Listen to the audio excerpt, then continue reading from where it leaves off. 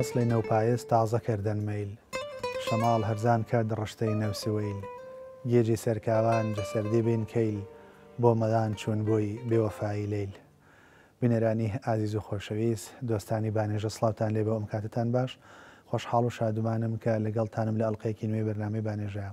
گفتوگۆەکەم دەربارەی پرسی سروشت لە شێعردا پەیوەندی مرۆڤ سروشت دۆستی مرۆڤی کورد و سروشت دۆستی شاعیرانی کورد،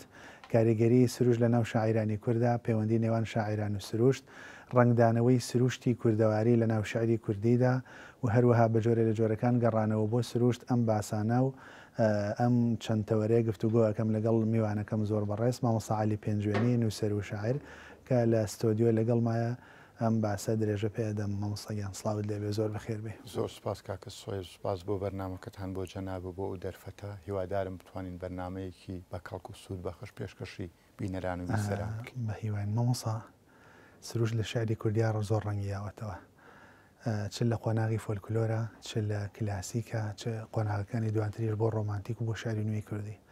بە شێوەیەک لە شێوەکان لە ناو ئیدیۆم و پند و قسەی ڕۆژانەی ئێمەشە سروشت جێگە و پێگە و مەکانەتێکی زۆر باشی هەیە. هاو بەراوربەر لەگەڵ ئەوە شاعران بە بەردەوام سوودیان لە سروشت وەرگرت و سروشت کەرەسەی زۆر باش بۆ لای شاعرانی کورد. ئەمە پرسیارەکەم لەوە دەست پێ بکەم بەگشتی ئێمە چۆن سروشت پێناسە بکەین، یان سروشت بەچی بناسیێنین، یان زۆربەی جار باز لەوە دەکرێت سروشت دایکە یان سروشت لانکەیە یان ئیدیۆم و چەمک و دەستەواژی وەکو گەڕانەوە بۆ سروشت هەیە. چۆن لە سروشت بڕوانین؟ سروشت چییە؟ لە ڕاستیە پێش ئەوەی جوابی ئەوە و پرسیارە بینەوە من بەلامەوە گرنگە یەکێک لە خاڵە هەرە ئەرێنیەکانی ئینسانی کوردیەوەیە کە بە سروشتی خۆی مرۆڤێکە سروشت بەجێ نایەڵێ، واتە پێچەوانی زۆربەی کۆمەڵگاکانی تر مرۆڤی کوردی مرۆڤێکە سیر لە ناو سروشتا ماوەتەوە، ینی ململانەی زۆری دنیا بەرامبەر بە ئینسانی کوردیەوەیە کە مرۆڤی کوردی چیایی نەبێ، مرۆڤی کوردی سروشتی نەبێ، مرۆڤی کوردی تۆزە داببڕێ لە سروش. هەتا ئەو مەسائلی تەکنەلۆجیا و پێشکەوتن و شارستانیەتە ڕۆژ ئاوایی کە هەیە وەک پێویست کە ناچێتە ناو دنیای ئینسانی ئێمەوە پەیوەندی بەو بەرگریە ناوەکیەوە هەیە کە مرۆڤی کوردی ئەیکات بۆمانەوە لە ناو سروشتا. پرسیارەکەوەی مرۆڤی کوردی بۆ ئەو نەئەوێ لە ناو سروشتا بمێنێتەوە لەبەرەوەی ڕۆحی ڕاستەقینەیە کە ناشێوێنرێ، ڕۆحێک کە ڕاستەقینە دەمێنێتەوە و دەتوانێت ئالوودەی جوانیە دەستکاری نەکراوەکان بێت مانەوەی لە ناو سروشتە.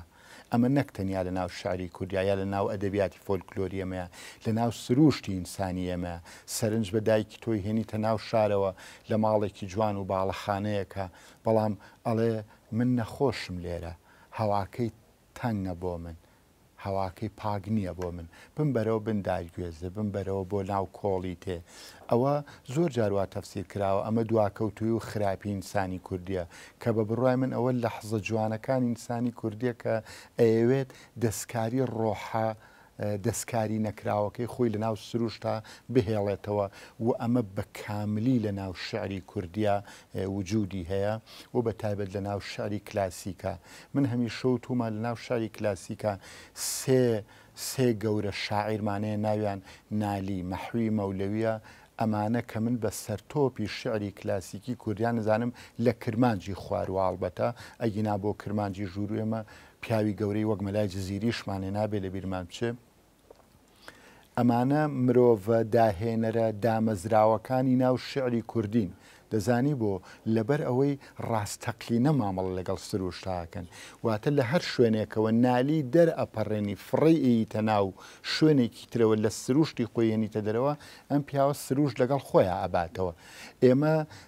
سەرهەڵگرتنی من ناوی ئەنێم سەرهەڵگرتنی نالیمانەیە لە سلێمانی، بەڵام تەسەورەکەی سروشتی جوانی کوردستان و سلێمانی لە ڕۆحی نالیا گوێزرێتەوە. واتە ئەگەر مرۆڤێکی شاعرێکی ئەوروپی لە شوێنێکەوە لە ناو سروشتی ڕاستەقینە و ناو طبیعەتەوە ئیهێنیتە دەرەوە بۆ ناو شارستانیت و تەکنەلۆجیا دابڕان دروستە بێ کەچی شاعیر ئێمە سروشت لەگەڵ خۆیان بە، واتە ئەوەنە بەشێکە لەو نالی سلێمانی لە خۆیان هەڵەگرێ، سلێمانی لەگەڵ خۆیان ئەبا، هەر بە دەلیلی ئەوەی جوانترین دەقی نالی لە دەرەوەی سلێمانی لە دەرەوەی کوردستانەوە ئەنێرێتەوە کە ڕاستەقینە ئامادەی هەیە بۆیە من پێم وایە ئەم پەیوەندیە تەنگاتەنگەی لە بینی ئینسانی کوردی و سروشتە پەیوەندیەکە ناوێ بڵێ پەیوەندی دوو مەوجودی جیاوازە بەڵکو مەوجودێک کە بووە بە دوولەتەوە لەتێکیان سروشتە شێژراون لەگەڵێکە لەتێکیان سروشتە لەتێکیان مرۆڤی کوردیە مرۆڤی کوردی هەر سروشتە سروشتی کوردی ڕاست باوەڕ بەو دەستەواژەی دایکە سروشت و گەڕانەوە بۆ سروشت و چوزانم ئەوەی کە مرۆڤ لە سروشتەوە وەریگریان یەک ڕاست باوەڕە بۆ سروشتی بۆنەی مرۆڤ هەیە بەڵێ لە ڕاستیە من بڕۆم بەوە هەیە مرۆڤ لە ڕاستەقلینەیە خۆی بەشێکە لە سروشت بەشێک لە سروشتدا نابڕێ و بگەڕێتەوە ناوی من بڕوام بە گەڕانەوە بۆ سروشت نییە بڕوام بەوەی تۆ هەر هەمیشە لە ناو سروشتای و بۆ ئەوەی دەقی جوان بەرهەمبێنیت ئەبێ لە ناو سروشتا بمێنیتەوە ئوستاز مامەڵەکردنی مرۆڤ لەگەڵ سروشتا زۆر جووا باز دەکرێت کە ئەمە یەکڕاست ئەم سروشتە لە خزمەتی مرۆڤ ینی جۆرێک لە بێدیسپلینی و بێبنەمایی هەیە لەوەی کە سروشت دەکڵێتە کاڵا و کەرەسە لە بەردەم مرۆڤ بە تایبەت مرۆڤی ئەم سەردەمە و بە میلی خۆی چۆن بێ بەکارێنێ ئێمە چۆن لەم چەمکە بڕوانین ئێمە چی بە سروشت دەبەخشین و سروشتیمان پێبەخشی ئایا ئەوە سروشت تەنها ئەوە شتێکە بە ئێمە یەبەخشی ئێمە ناتوانین شتێکی تر بەرامبەر بە سروشت بکەین لە ڕاستیا لە ئاستە گردردونیەکە من پێم وایە پەلاماردانێکی وەحشیگەرانە و بێڕەحمانە بەرامبەر بە سروشتەیە کە ئەمەش بە فیتی عەقڵ و بە فیتی تەکنەلۆژیاکرێ واتە بە عەقلەنەکردنی دنیا و بە تەکنەلۆژیاکردنی دنیا لەسەر حسابی ئەو هێرشە بەربڵاو و پەلاماردانە وەحشتناکەیە کە بەرامبەر بە سروشت دەکرێت هەر ئەوەی ئێستا لە ئاستی دنیاە ژینگە و سروشت و هەوای پاک و کونکردنی چینی ئۆزۆن لە سەرەوە وای کردووە ئێستا دەستکاریکردنی سروش بۆتە کێشەیەکی گەورە لە دنیادا و لێرەوە من بڕام وایە مرۆڤی مۆدرن مرۆڤی تازە پەلاماردەرێکی بێڕەحمە بەرامبەر بە سروشت و من بڕام وایە لە دنیای ئێمەدا مرۆڤی ئێمە مرۆڤێکە مغازە لەو عشقێکی گەورە لەگەڵ سروشتاکە واتە مرۆڤی ئەمە کەمتر پەلاماری ئەم سروشتەیە ڕەنگە دلیلەکەیەوە بێ بڵێن ئێمە کۆمەلگایەکی دواکەوتین کۆمەلگایەکی لە ناو شارستانتانین کۆمەلگایەکی ناگامان لە تەکنیلۆجیانیە بەڵام هەموو ئەوانە بە قازانجیەوە گەڕایەوە ئێمە سروشتمان هیچ تا بە پاکتر هێشتۆتەوە و بەداخەوە لە ئاستە دنیایەکەیە بەخشینمان بەرامبەر بە سروشت نەبووە پەلاماردانێکی زۆر زۆرمان هەبووە لێرەوە من بە فرسەت ێزانم یەک جیاوازی بکەم لەوەی کە ئایا شاعری ئەوروپی لە سەدەکانی پێشووترا بۆچی پەلەی بوو بگەڕێتەوە بۆ ناو سروشت ئەی شاعری ئێمە ئەگەڕێتەوە بۆ کوێ شاعرە ئەوروپیەکان غەمگینترین دەقەکانیان بۆ ڕۆمانسیە نووسی گەڕانەوە بۆ ناو سروشت بۆ ئەوە بوو دەقی غەمگین بەرهەم بهێنن بەڵام مەولەوی کە لە ناو سروشتایە دەقی غەمگین بەرهەم نایەنێ ئەتەوێ بڵێ جیاوازی ڕۆمانسێتی ئێمە و ڕۆمانسێتی ئەوروپی یەکێ لە خاڵە جەوهریەکانی بەڵێ بە بڕای من خاڵی جەوهری دەستت خۆش بێت دەست قسە سەر ڕاستەقینەکەوەیە ڕۆمانسێت لە دنیای ئەوروپیەکانە لەگەڵ ڕۆمانسێت لە دنیای ئێمەیە من بڕوام وایە ڕۆمانسێت لە دنیای شاری کوردیە ژیان دۆستێکی بێ ئەندازەی پێوەیە و ڕۆمانسێت لە ناو شاری ئەوروپیا غەمگینیەکی زۆر زۆری پێوەیە ئەم غەمگینی ئەوان لە کۆ سەرچاوەگرێ دوای شەڕە وەحشەتناکەکانی عالەمی لە دنیاە کە ڕۆدا شەڕەوێرانکەرەکان شۆڕشە سەنعەتیەکان بە عەقلەنەکردنی ئینسان مجەڕەتکردنەوەی ئینسان لە ڕۆح و ئایدیا و میدیتیشن و گەڕانەوەیە بۆ ناو ڕۆحی ئینسان و ئەوروپا کە ئەم قەتیعەیە دروستەکە شاعیرەکان هەست بە بێتاقەتیەکەن و لە ناو شارە جێگەیان نابێتەوە و دەیانەوە بگەڕێنەوە بۆ ناو سرور بەڵام بۆ گەڕانەوە بۆ ناو سرور بۆ باسکردنی ئازارەکانیان بەڵام بۆ لای ئێمەوان نییە دەزانی مەولەوی کە دەیەوێت جوانی ئینسانێک پیشانی ئێمە بە پێمان ناڵێ تۆ زۆر جوانی وەگەڵ گوڵە هێشتا پێی وایە مرۆڤ سەنتەرە گوڵ چون ڕووی ئازیز نەزاکەت پۆشان و فراوان چون سەیل دیەی من جۆشان ئەم تێڕوانینە جوانی مەولەوی پێمانەڵێ ئێمە ئەوەندە بەشێکین لە سروشت گوڵ جوانیەکانی لە تۆ دزیوە بەڵام سێرەکەی ناونیشانی دەقی گەورەی ئەوروپی پێ دەڵێ وەرزەکانی دۆزەخ لە کاتێکا وەرزەکان بۆ ئێمە جوانی خۆی هەیە وەرزەکان لای ئەوان لە شەری ڕۆمانسیا بێ بە دۆزەخێکی سیر و با بڕای من جۆرێ لە مەرگ دۆستی هەیە کە بەرهەمی ئەو ناومێدیە قوڵەیە کە شارستانێتی ڕۆژ ئاوا لە ڕاستیا بەرهەمیێناوە و ئەوروپا بەرهەمیێناوە و ئەمە لە دنیای شعری ڕۆمانسیەتی ئێمە پڕپڕە لە ژیان هەتا ئێمە بۆ شاعری نوێخوازمانێ شاعرێکی وەکو محەممەد عومەر عوسمان من گوڵزارێکم دەهاتە پێشچاو بە چڵی ڕووتی بەفرانبارەوە یعنی چڵێکی ڕوت لە بەفرانبارێکە کە گەڵای پێوە نەماوە کە ئەیدەیتە دەست شاعرێکی ئەوروپی ناومێدیەکی دۆزەخیت بۆ بەرهەمدێنێ کەچی محەممەد عومەر عوسمان پێی وایە گوڵزارێک وا بۆ چڵە ڕووتەوە چاوی قوڵیەوێ بیبینێ لێرەوە محەممەد عومەر پێم هەنڵێ ڕوانین لەگەڵ بینی ناجیاوازە ئێمە ئەبێت تێڕوانینمان هەبێ بۆی ئەو گۆڵزارە ببینین حتا لە مۆزوعی پایزی شاڵێ بۆ چواروەرزی ساڵ نابێتە تا نیگای ئەوم هەردەم نیشان بالضبط بۆ ئەوەی بەردەوام ژیان بە گەرمی لە بینی من و تۆیا بمێنێتەوە پێویستە چواروەرزەکە ببێ بە پاییز لە کاتێکە وەرزەکانی دۆزەخ و پاییزی دۆزەخ و پاییزێکە وەرینە و خۆمە لە شاری کوردی شاهەیە بەس من مەبەستم قوتبەکانە لە دنیای ئێمە لە ناو سروشتە لە ناو ڕۆمانسیەتە جۆرێ لە ژیان دۆستی قوڵ هەیە پەیوەندی بەوە هەیە قەتی عدابران لە بینی ئینسانی کوردی و سروشتا دروستکەواتە پێ وایە ئەو جۆرە لە باسکردن لە سروشتە و جۆرە لە دەست و پەنجە نەرمکردن و بادیسان دووبارەی بکەمەوە گەڕانە و مامەڵەکردنە مامەڵەیەکی تەواو ئیساتیکیە بەرژەوەندی خوازانە نییە وەگەوەی کە ئەڵێن ئێمە شاخەکان تاکە پەناگەمانن ئەکرێ پەناگەکە لە ڕێگەی لە شوێنێکەوە جۆرێک لە سوود بەخشیوێ بەڵام لە چەندین شوێنی ترەوە جۆرێک لە چێژ و ئیستاتیکا و تەمەتوع و پەیوەندی ڕۆحیە وەجگە لەوەی ئەو با بڵین سروشت و شاخەکان و وەرزە تەبیعیەکانی ناودنیای ئێمە نەکەر پاڵ پشت بووە ئەگەر بە دیوە ڕامیاریەکە جارجار وتبێتیان شاخەکان پشتیوانی ئێمە بوون شعری ڕۆمانسی و شعری ژیان دۆستی ناو ئەدەبی کوردی پەناگە ڕاستەقینەکەی پاراستنی ڕۆحی ئینسانی کوردی بووە واتە ئینسانی کوردی ئەوەندەی لە ڕێی مەولەویەوە ئەپارێزرێت ئەوەندە لە نێو بەرزایی شاخەکانەوە نەپارێزراوە ئێمە تەجربەمانەیە بە واقعی ئەوەندەی نالی ئەبێتە دامەزرێنەری زمان تۆ نالی واز لەوە بێنە شاعیر بووە نالی دامەزرێنەری زمانە لە باشووری کوردستانە لە کرمانجی خوارووە ئێمە پێش نالی ئەم تەجربەیە بەو قوڵیە نیمانە بەم کۆکراوەیە نیمانە بۆیە من بڕوام وایە سروشت و ڕۆمانسیەت و گەڵا و گوڵ و وەرزەکان پەناگە ڕاستەقینەکەی پاراستنی ڕۆحی ئینسانی کوردی بوون و بۆیە ئەو مرۆڤ داهێنەرانەی دنیای کلاسیکی ئێمە من ناویانە نێم ئەو مرۆڤانەی کە زمان و ڕۆمانسیەت زمان و سروشتی کوردستان نەیهێش پرزە بن واتە مەولەوی کە قسە لەگەڵ سروشتاکە کێشەی دەرونی نییە بیکا بە شعر مەولەوی کێشەی دەرونی نەبووە تام کێشە دەرونێ ببێ بە ئیفرازات کێشەی ڕاستەقینەی مەولەوی باوەشکردنی قوڵە بە ژیانە و ئەم باوەش پیاکردنە بە ژیانە بە جوانیەکانی ژیانە ئەیگەێنێتە ئاستێ لە هەندێک شوێنە هەندێ مەفاهیم لای ئێمە جوانەکە مردن بۆ هەموو دنیای جۆرێکە لە تراژیدیا جۆرێکە لە سکون جۆرێکە لە غەمگینی جۆرێکە لە سکاڵاکردن هەتا زۆر جار بەداخەوە مردن ئەوەندە ئازاری ئینسانە جۆرێک لە ناشکوری لە ئینسانات دروست دەکات بەڵام بۆ مەولەوی ئازیزترین کەسی کە عنبەر خاتوونە لە دەستیەدا لە مردنی عنبەر خاتوونە ئەو قسە لەگەڵ خودای متعالە ئاکا لە ناو دەقیەکە ئەڵبەتە من مەفهومەکەی ئەڵێم شارەکەم بیر نەماوە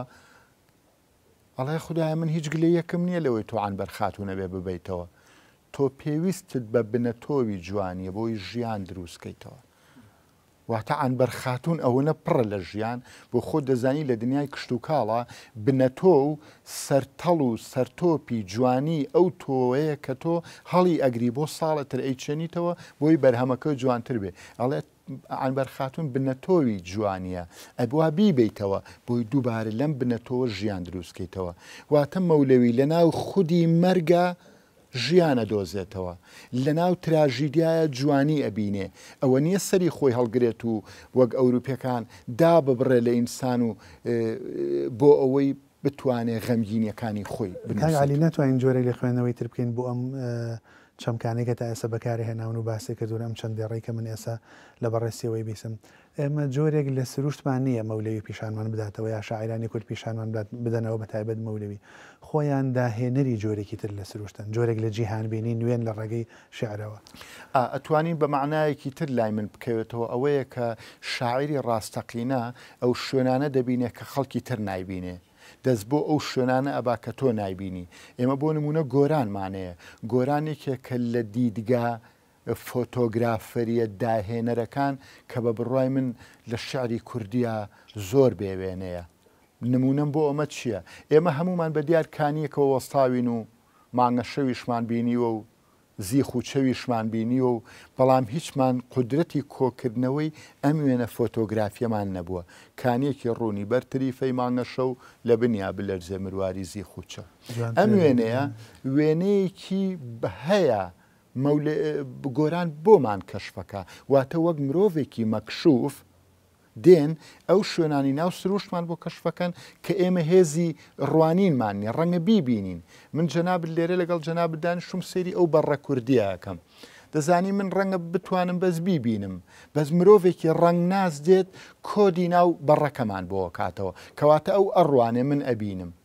ڕوانین و بینین لای من دوو دنیا جیاوازە ڕوانین ئەو شوێنەیە کە بە قوڵی ئەو کۆدانە ئەبینی کە خەڵکی تر نابینێ ئەلێرەوەیە مەولەوی تا ئەم لە حزەیە حوزوری هەیە مەحوی تا ئەم لە حزەیە حوزوری هەیە کەواتە ئەوان سروشتێکی تریان دروست نەکرد شوێنە پەنهانەکانی ناو سروشتیان بۆ ئێمە هێنایەوە ئوستاز باسێ لە ڕەنگ کرد کەواتە ڕەنگەکانی ناو دنیای سروشت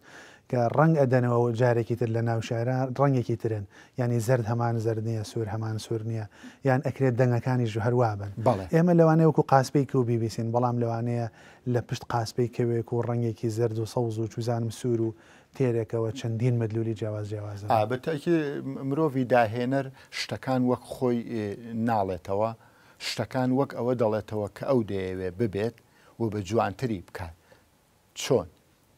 باسی شتێکی باشت کرد یەکێک لەو شاعرانی لە دنیای ئێمە کە منەمە زۆر هەر دووبارە بچمەوە سەری مەولەویە دەزانی مەولەوی کەم ئالەتی کەم ئامێری موزیکەیە بەکاری نەهێنابێت واتە دەنگ دەنگ چییە؟ دەنگ یەکێکە لە ڕەکیزە سەرەکیەکانی ناو سروشت هەموو ئامێرێک لەسەر تۆنێک لە تۆنەکانی سروشت کۆک کراوە باشە؟ مەولەوی کەم ئامێر هەیە بەکاری نێناوە لە بروی ئەم ئامێرانە دەنگن لە بروی ئەم ئامێرانە ئەباتەوە ناو سروشت لە ناو سروشتا دەنگ و ڕنگ لای مەولەوی تێکەڵە بێ کە دەنگ و ڕنگ تێکەڵە بێ تۆ هەست بە ڕیتمێکی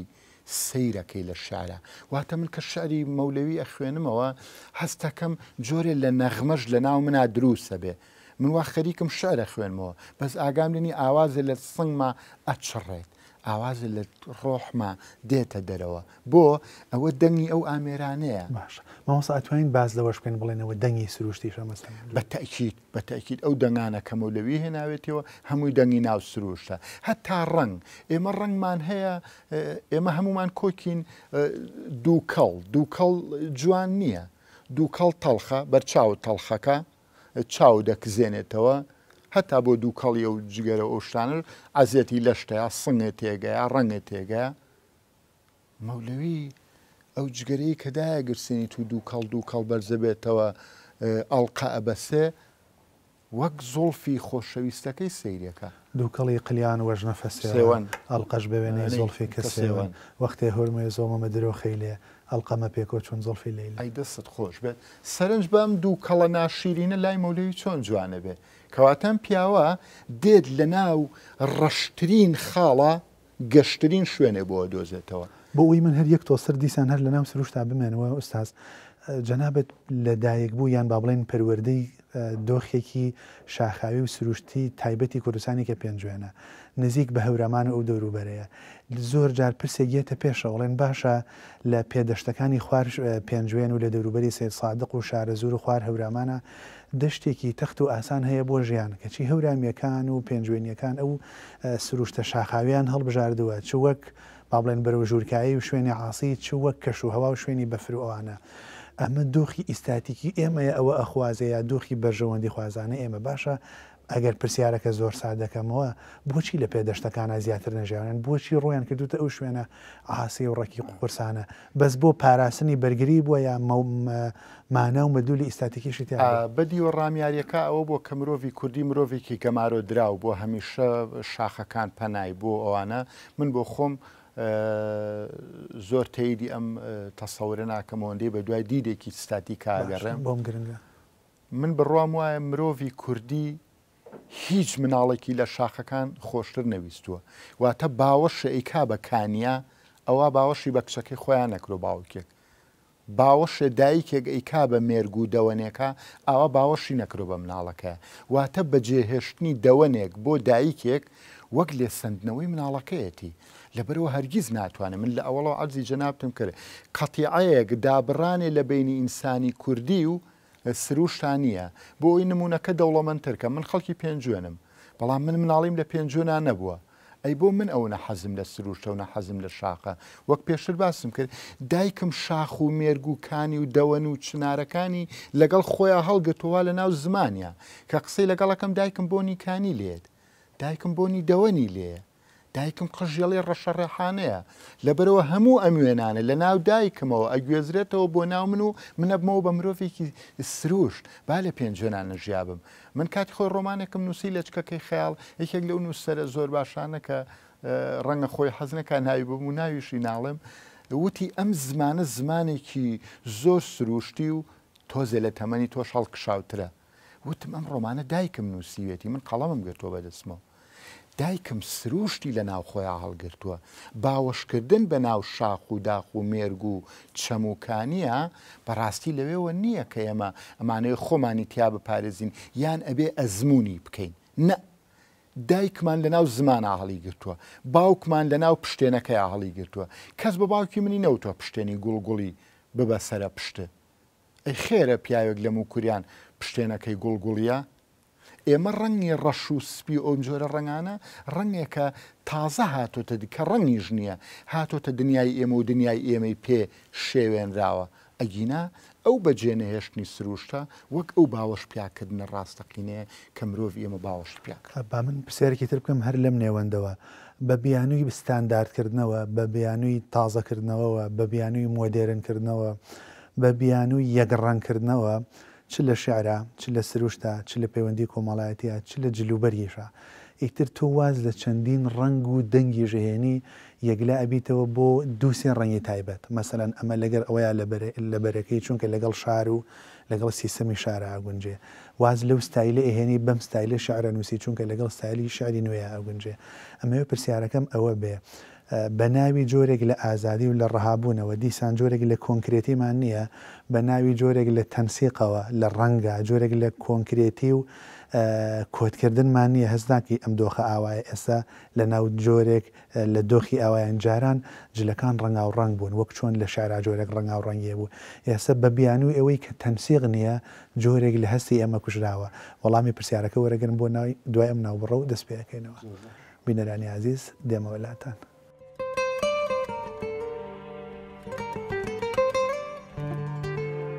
بینەرانی خۆشەویست هاتمەوەلاتان کاک عەلی لە پێش کورتە ناوبڕەکەەوە باسم لەوە کرد کە ئەمیز وەڵامی و پرسیارم دەست پێویان گفتوگۆی بکەین بە ناوی تەنسیق و ڕێککاری و ستانداردکردن و ئەوانەوە وازمان لە کۆڵێک ڕەنگ هێنا وازمان لە دنیایەک پنتی جیاواز هێنا بە ناوی ئەوەی کە هاتینە شارە وازمان لە جۆرێک لە پەیوەندی سروشتی و دنیابینی سروشتی و ئەوە هێنا بە ناوی ئەوەی کە نوێ بینەوە تازە بین کۆڵێک خۆمان ون کرد نازانم هاوڕای لەگەڵ ئەمایانە من زۆر هاوڕام لەگەڵە و ڕای جەناب تا بەو دەلیلی کە دنیای مۆدێرن مرۆڤێکی نوێی بەرهەمێناوە مرۆڤی نوێواتە بە بڕای من مرۆڤێکی ئاڵۆس مرۆڤێ بە دنیای دەردوودووی دەرونیەوە دێتە ناوە ئەم دەردوودووە یەکێک لە ئیشەکانی پەلاماردانی سروشت یەکێک لە ئیشە سەرەکیەکانی پەلاماردانی ڕەنگە پەلاماردانی دەنگە یعنی ئەوەندە قەرەباڵخی ناو شار ڕۆحی وێران کردویت ناتوانانی گوێ لە کەو بگریت ناتوانانی گوێ لە بێدەنگی بگری دەزانی مرۆڤی ئێمە گوێگرتن لە بێدەنگی بیر چۆتەوە ئێمەوە ئەزانین دەنگ هەر ئەوەیە ئەبێ بە هروژم خۆی کا بە ناو گوێتە لە کاتێکە نەغمەیەک لە ناو بێدەنگیا هەیە کە مرۆڤ ئێمە ئەبێ بگەڕێتەوە بۆ ناوی هەموو ئەمانە بە ناوی پێشکەوت و خوازی و دواکەوت و خوازیەوە من ئەگەر گوێ لە دەنگی باڕەی بەرغەلێک بگرم پیاوێکی نەخوێنەوارم بەڵام ئەگەر لە ناو فەوزای شارە گوێ لە هەندێک دەنگی تر بگرم من پیاوێکی خوێنەوارم ئەم تەحجیمکردنە ئەم سنووردارکردنە لە ناو ڕەنگە لە ناو دەنگە بەرهەمی مرۆڤی نوێیە مرۆڤی نوێ بەرهەمی مۆدێرنەیە ئەو دەردەیە کە ئێستا ئەوروپیەکان بۆ خۆشیان گیرۆدەی بوون گیرۆدەی ناو قەرەباڵخیە بوون شار لە غوولە چێ لە حوتێکی گەورە چێ سەیر ئینسان قوتەیە ئەگەر وریان نەبی یەکەم شوێن پەلاماری شوێنە ناسکەکانەیە پێم وایە لە ڕۆح ناسکتر نییە لە ئینسانە پەلامار بردرێ واتە ڕەنگە جەستت بەرگە بگرێ ماوی بەڵام و ئیشی بە جەستت نییە ئەکرێ جەستە وەک ئێماوە مرۆڤێکی مۆدێرن ماویت بەڵام تۆ لە ڕۆحەوە خوراوی و دەستکاری ڕەنگەکان کراوە و هەموو ئەو تەنسیقانە کە ئەیکەن بە بڕوامی بەرهەمی عەقڵە عەقڵ زۆر جار موسیبەت بۆ ئینسانیانێ مەرجنیە هەموو کاتێ باشیەکان بهێنێ ئەم موسیبەتی عەقڵ کە هاتووە دەستکاری ڕوانینمانی کردووە و ئەزانین تەنسیق ئەوەیە کە بۆمان دانراوە لە کاتێکە تۆ ئەتوانی باشتر قوڵتر ئەو ستاتیکایە ببینی نەک ئەوەی کە بۆ تەعین کراوە واتە بە جۆرە لە جۆرەکان فێر ئەکرێن بیرمان بۆ بکەنەوە چۆن سەیری ڕەنگکەین ئێمە بیرمان بۆ بکرێتەوە چۆن بۆ ڕەنگ بڕوانین چۆن گوێ لە موزیک بگرین یا قودرەت بینە بەر خۆمان باشکەینەوە جیهانبینی ئێمە و کللتوری ئێمە بای ئەو نهێزی تایە بگەڕینەوە خۆمان تەنسیقی خۆمان و شعری نوێی خۆمان و داهێنانی نوێی خۆمان لە ناو خۆمانمان بکەین کەمتر بڕوانینە دەرەوە ینی بۆچی من بیر لەوە بکەمەوە ئەوروپیەک تەنسیقم بۆ بکە ئەوروپیەک دیزاینم بۆ بکە ئەوروپیەک مۆدیلێکی نوێی شعر و کێش و سەروا و چوزانم ئەم بۆ دابێنێ بیرکردنەوەی کوردی و هێزی کوردی بای ئەوەی هەیە بگەڕێتەوە بۆ خۆی و داهێنان بکە ئابە بڕای من توانای هەیە لەوە کە وەک گوتم ئێمە هێشتا ئەو تۆراندنە گەورەمان لەگەڵ سروشتا شکر بۆ دروست نەبووە ئەو پەلاماردانە و وەحشەتناکەی لە دنیاە پەلاماری سروشت و ژینگە و جوانی دراوە بە بڕای ئێمە لە دنیای ئێمە پەلامار نەدراوە ئەگەر بەشێکی لە بێهێزیمان بوو بێ لە بێدەسەڵاتیمان بوو بێ بەس بەشێکی تری ئەوەیە ڕۆحی ئاوێزانی ئێمە و سروشت لە زۆر شوێنە لە یەک نابێتەوە لە دایکمانە لە شعرەکانمانە لە ڕوانینمانە بۆیە من بڕام وایە ئەگەری بەهێزەوەیە کە ئەو دیدەستاتیکێ سەر پێ بکەوێتەوە و لە ناو شعری کوردیە و لە شعری نوێی کوردی شابەڕاستی ئەم وێنانە هەیە ئێمە پیاوێکی گەوری وەک شێرکۆبێ کەسمانێ لە ڕاستیە بەحرێکە لە وشە و لە ڕنگ و لە گەڕانەوە بۆ ناو ئەو جوانی سروشت و وەزایدەن چەند کەسی تریش کە ڕەنگە ئەویان بۆ شەری نوێی کورتی بۆ من سەرتۆپ بوو بێ بۆیە ناویەوە زۆر باشە کاک عەلی با تۆزێک لەسەر وەرزەکانی ساڵ بوەستین پاییز بە یەک دنیا مەدلول و مۆتیڤی جیاوازەوە لای مەولەوی لای بێسارانی لای گۆران لای جیهان ئاراخانمی پاوەی و تا بەم دوایانەش لای ژەنەراڵی پاییز و بۆ شێرکۆبێکەس و بۆ شعری نوێی ئێمە بەهار بە هەمان شێوە هەڵبەتە زستان و هاوین کەمتر بەڵام ئەمە لای مەولەوی جیاوازیەکی ئەوتۆنیە هەموو وەرزەکانی ساڵی وەگەک جێگە کردوێتەوە لە شارە بە باز لەوە بکەین پاییز و بەهار تەنها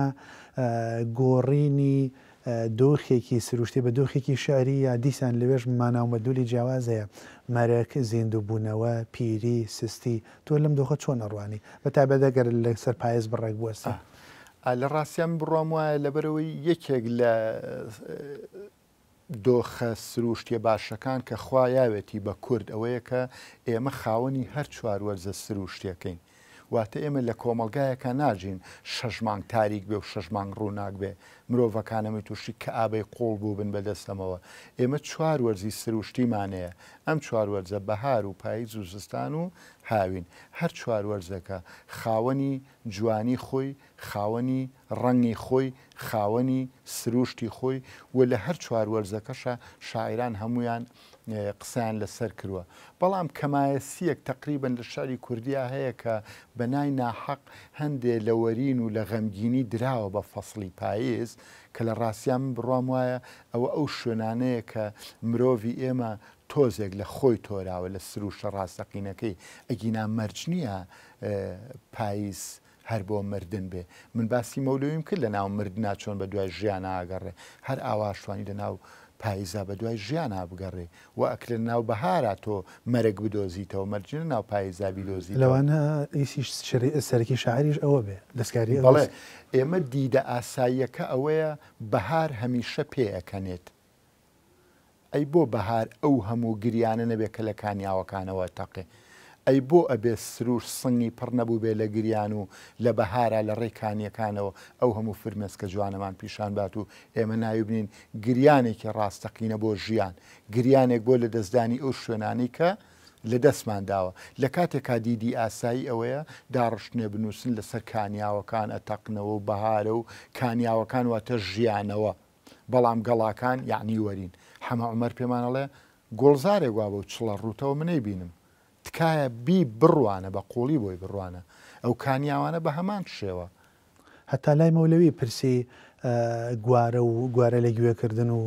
تارای بووکێنی بە فرۆوانەژێ جۆرێک لە ژیان دۆسی سەر لە بە هەمان شێوە هەر لە لای هینیش پیرەمێر مەسەلەن ئەڵە گۆیژە تارای سپی پۆشیوە ئەزانی پێت ناڵێ بە فرکلی لێی گرتووە و خەڵک ڕقە بێتەوە و خەڵک وای لات و خەڵک ئاوای هات یعنی شاعری ڕاستەقینە ئەبێت لە دیدە سائید و باوەکە لابات ئەو شوێنانەمان پیشان با کە من نایبینم من بۆ مەحویم پێ بۆ گرنگە لەبەروی مەحوی شوێنێکم پیشانەیە من نایبینم من توانای ڕوانینم لە دەستداوە مەحوی چاوم بۆ گێڕێتەوە نالی چاوم بۆ گێڕێتەوە ئێمە زۆر شتێ لە چاوی لە ڕوانینی ئاساییە کۆکین لەسەرەوەی ئەم دیمەنە ناشرینە کۆمەلگای بەشەری هەمووی کۆکە لەسەرەوەی خێلی ناشرینە بەڵام نالی دێم معادلەی لایەمە عکسەکاتەوە پێم دەڵێن مەحبوبە خێل و قلیچە خێل و قلیچە یا تەرازوی نازی نەختێ سەرەکە واتاڵێ ئەو خێلی ئەوە ناز و ڕوانینێکەکە پڕە لە ستاتیکە ئەمە یعنی چی یعنی بینینی ئەو شوێنانە کە لە وەزیفە باوەکەی خۆی وەزیفە باوەکەی خۆی لێ دەسەنیتەوە وەزیفەیەکی شعری ڕاستەقینەی تێ دیدی منەکەیتەوە ڕوانینی من وەسیعەکەی بۆی بڵێم کاکە پاییز هەر شوێنی مردن نییە بەهاریشە جێگەی ژیان تەبیعەت زەرد و ژاکاوە لە حاڵی گیانکەنشتایە نیشانەی ماتەمی پاییز لە فرمێسکی درشتایە ئەم دێڕە و چەندین دێڕی تری ئەمە هەیە هەست ئەو باوەش پیاکردنی سروشت دەبینینەوەتیە ئوستاز ئەم هەموو خۆشەویستیە بۆ شعر هەموو خۆشەویستە بۆ سروش لە شعرا و لە پاڵیا بەشێکی زۆری بێمەلاباتی و ژینگە با بڵێن شێواندن لای مرۆڤی کورد بەتایبەت لە ئێستاە بەتایبەت لە مرۆڤی شاریە دۆخێکی لەم جۆرە هەیە پەیوەندی بەوە هەیە مرۆڤی مۆدێرن و ئەمڕۆیی ئەگە چەمکەکە ڕاست بێ بەرگەی ئەم دۆخە ناگرێ یان ئەم دۆخە جوانە لە ناو شارا بۆچی ناگوێزرێتەوە ئوستاز بۆ مرۆڤی ئەم سەر گوێزانەوەی جوانی ڕاستەقینە بۆ ئەوەی ببێتە نەرید لە ناو ئینسانە یەکێکە لە سەختترین کارەکان کە چەندین ساڵ و زەمان و عیام و سەدەیەوێت واتە مەرج نییە جوانی ڕاستەقینە و ڕەسەن زۆر سرکە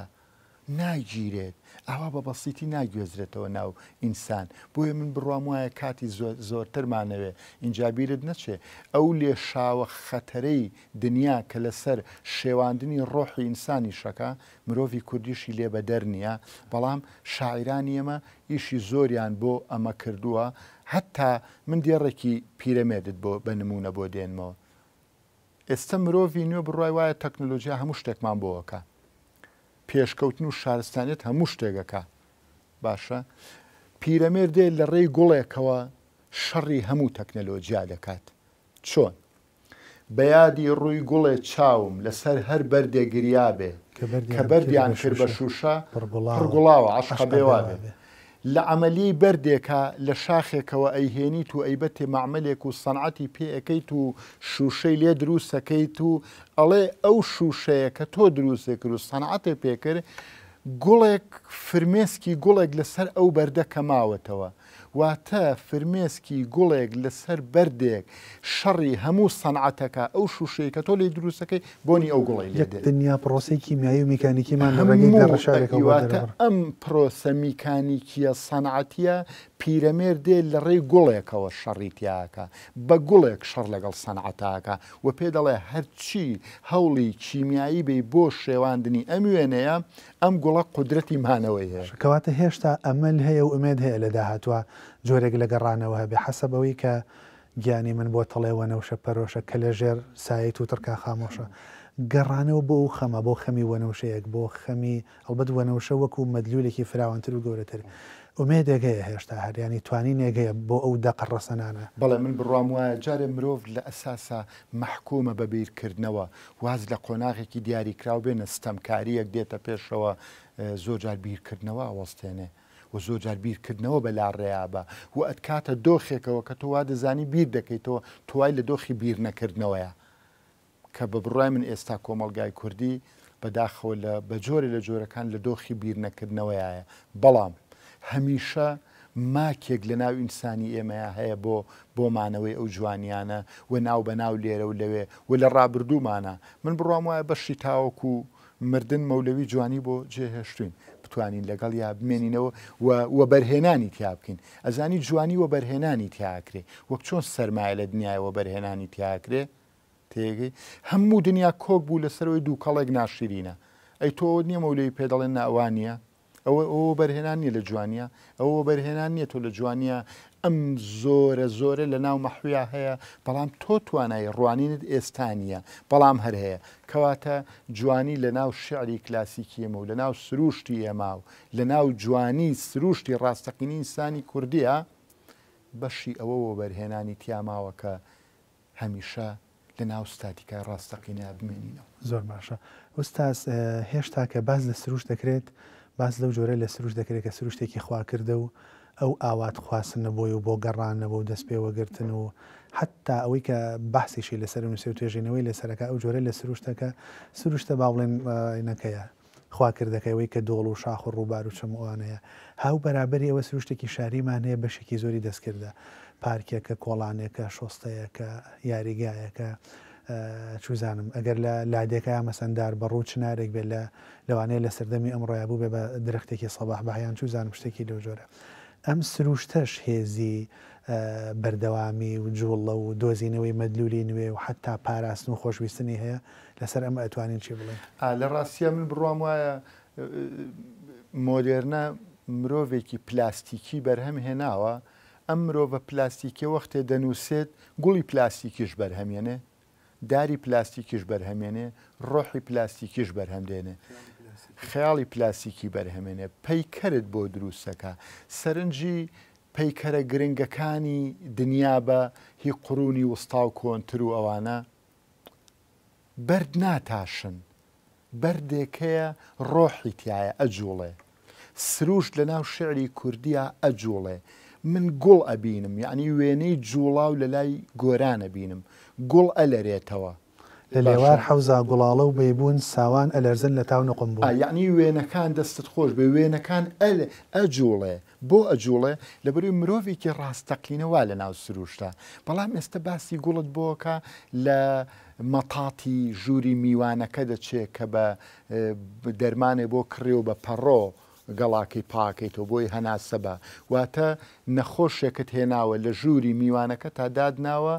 ئاوت بۆ هەڵواسیوە ڕۆژانە بێ ئاگاد لێ بێ نەمرێ بەڵام لای پیرەمێت گوڵێ شەڕی سەنعەتەکە بە تەنیا گوڵێکی کێوی لەو شاخە شەڕی دنیاکە تۆ گوڵت سروشت یخیاوە بۆ ناو ژوورەکان گوڵە یخیاوە بۆ ناو ژوورەکان گەمارۆت داوە بۆ ژووری نووسنەکەت کە ناکرێت ناکرێ ئەو گوڵانە گیانێن ئەو گوڵانە گیانێن ئێمە وامان لێکردن